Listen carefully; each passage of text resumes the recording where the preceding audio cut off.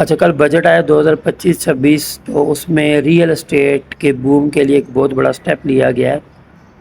اس میں جو ٹیکس سے جب آپ پراپرٹیز لیتے ہو سیلر اور بائی کے، وہ آلموسٹ 40-50% کم کر دیے گئے ہیں۔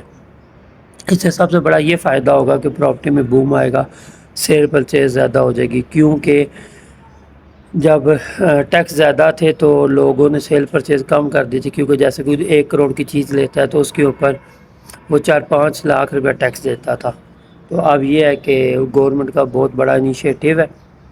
تو میں آپ کو بتا دیتا ہوں ٹیکس کتنا کم ہوا ہے۔ سیلر کا ٹیکس تھا پہلے 4.5%، جو کوئی بھی چیز سیل کر رہا ہے، اب اس کا ٹیکس ہو گیا 1.5%۔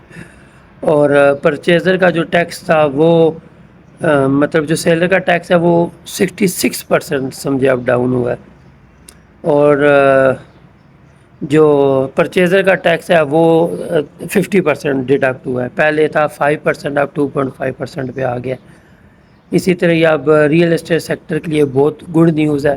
تو اب یہ ٹائم ہے آپ بائی کریں پراپرٹی، اور ٹیکس بھی کم ہے، اور آگے آپ کو پتہ ہے بوسٹ آنے والا ہے، کیونکہ بہت اچھی خبریں آ رہی ہیں ریئل اسٹیٹ کے بارے میں۔ جیسے ابھی جو فائلر جو بھی فائل سسٹم تھا وہ بھی آلموسٹ ختم ہو گیا ہے۔